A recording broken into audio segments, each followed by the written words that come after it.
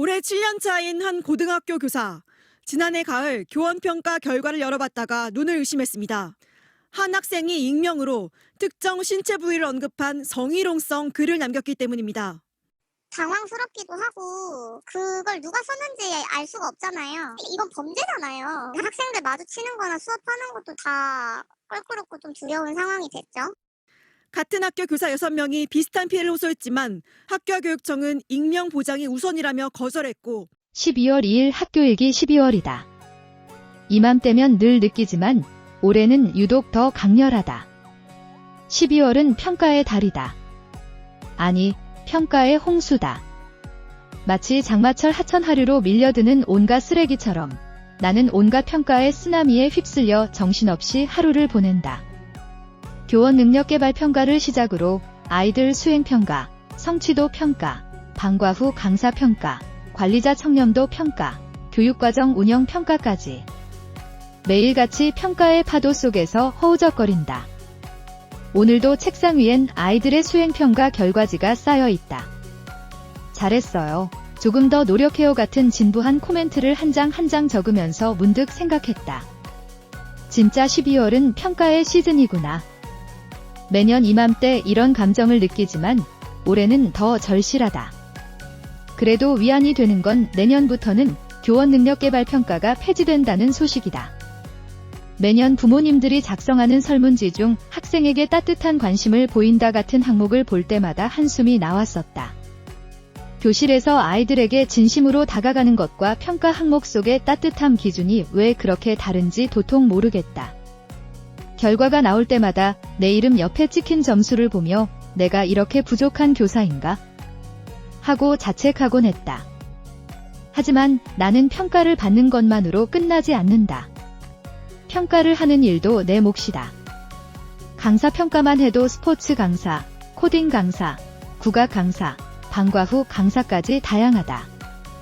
특히 몇 년 전 체육부장을 맡았을 때가 떠오른다. 당시 인제남초에서 스포츠 강사를 평가했는데 그 강사는 개인적인 이익만 챙기고 학교에는 크게 기여하지 않았다. 나는 냉정하게 500점 만점에 400점도 안 되는 점수를 작성해 교육청에 보냈다. 그런데 며칠 뒤 장학사에게 전화가 왔다.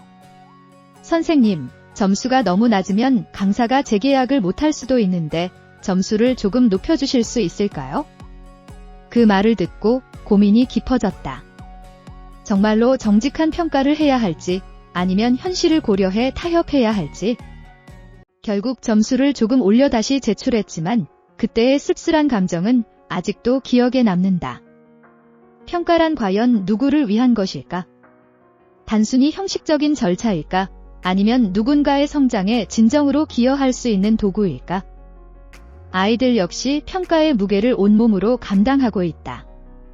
지필평가, 수행평가, 프로젝트 발표, 생활기록부 정리까지. 어른들은 아이들이 한 해 동안 얼마나 성장했는지 확인하는 시간이라고 말하지만 정작 아이들에게는 스트레스의 연속일 뿐이다. 며칠 전 한 아이가 시험지를 보며 속삭였다. 선생님, 왜 공부 잘하는 것만 중요한 거예요? 그 말이 귓가에 오래 맴돌았다. 내가 아이들에게 주는 평가가 성장의 발판이 아니라 그들의 날개를 묶는 족쇄는 아닐까? 그리고 12월은 또 다른 이유로도 바쁘다. 각종 위원회 신청 기간이 시작되었기 때문이다. 올해는 국립특수교육권 모니터링단과 EBS 심의위원회 도전할 예정이다.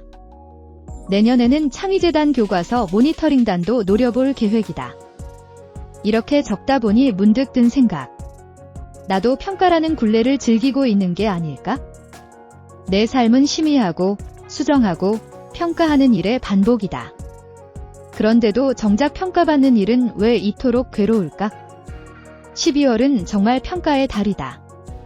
평가 항목들은 지렁이처럼 비가 오면 스멀스멀 기어나와 나를 괴롭힌다. 나는 그 지렁이들을 하나하나 눌러 적으며 하루를 보낸다. 하지만 문득 이런 생각이 든다. 이 모든 평가가 단순히 숫자놀이로 끝난다면 얼마나 허무할까? 평가가 단순한 형식이 아니라 진정한 피드백과 변화를 일으키는 도구가 되었으면 좋겠다. 오늘도 나는 평가의 쓰나미 속에서 그렇게 또 하루를 보낸다. 고감 꼼꼼샘이었습니다.